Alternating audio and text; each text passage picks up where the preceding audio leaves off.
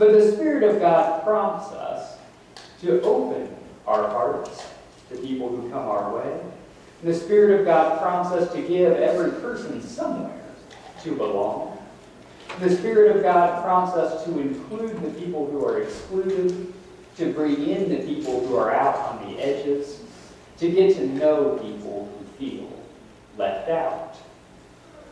And talking to a person you not know well can be an uncomfortable thing, because you never know how that conversation is going to go.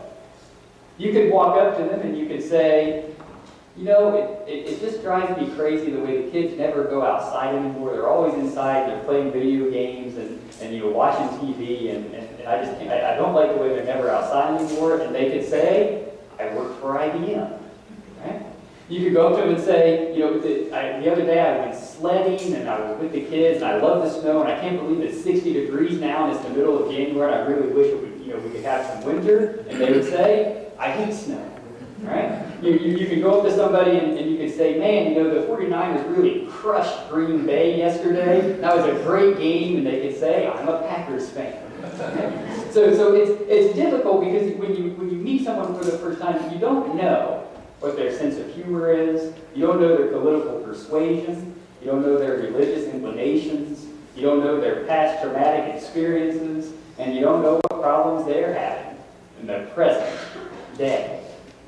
If you say the wrong thing, or if you make light of the wrong thing, or if you criticize the wrong thing, the conversation can become very awkward very fast. Everybody say, awkward. Awkward. And it's even more difficult for some people to talk to people that don't know than it is for others. For people who are not outgoing to begin with, it can be really hard to talk to someone who you don't know. And some people just like to talk more than others do.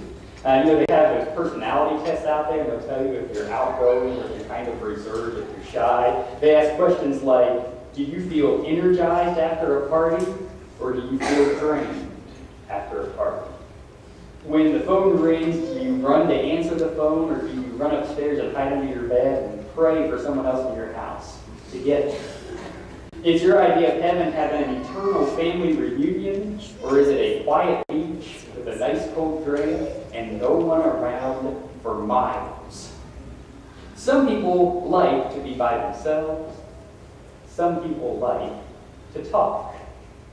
The Apostle Paul says there are a variety of gifts but the same Spirit, a variety of services but the same Lord, a variety of activities, but it is the same God who activates all of them in everyone. And he goes on to say, just as the body is one and has many members, and all the members of the body, though many, are one body, so it is with Christ. For in the one Spirit we were all baptized into one body, Jews or Greeks, slaves or free, and we were all made to drink of one Spirit. Indeed, the body does not consist of one member, but of many. If the foot would say, because I am not a hand, I do not belong to the body, that would not make it any less a part of the body. And if the ear would say, because I am not an eye, I do not belong to the body, that would not make it any less a part of the body. If the whole body were an eye, where would the hearing be? If the whole body were hearing, where would the sense of smell be? And this kind of conversation that Paul is having here was actually relatively common in the ancient world, to talk about society as being like a body. And for a lot of people in the secular world, they use that kind of talk to keep people in their place. Say, well, your part in society is to be lower and to serve and to help, and my part in the body is to be higher and for you to help me, you know, for you to serve me. But when Paul talks about it, he uses it specifically as a way to justify and to celebrate diversity within the body, and also to lift up the value that each person has as an individual within. Now, some people take these verses and they say what they need is just do what comes naturally to you. No? Some person may be the ear of Christ, some person may be the mouth Christ. And so what you do is just gravitate to do whatever comes naturally to you. But that's not exactly what Paul has in mind. When Paul talks about this in these verses, he's talking about gifts of the Spirit. Not necessarily gifts we are innately born with. It's ways that the Spirit of God is at work in our lives, preparing us to do things that can serve the world.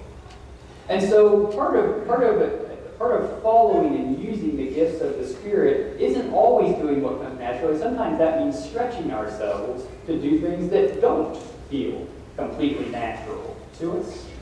And so one of the things that we can discover is that some extroverts who love to talk can also be extremely good listeners if they set their mind to it.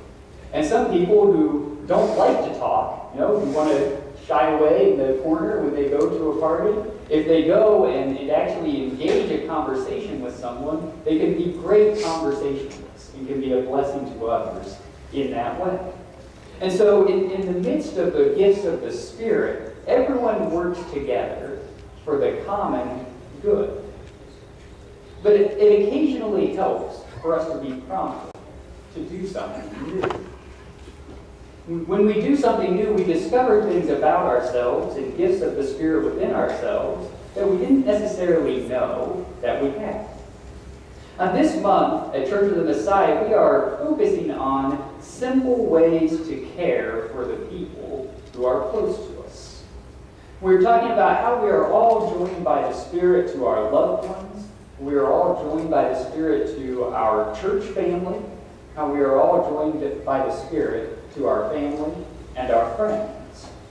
And this last week, I invited everyone to make a phone call to someone that you hadn't talked to for a long time. Make a phone call to a loved one, just to ask them how they're doing and to be a listening ear to that person.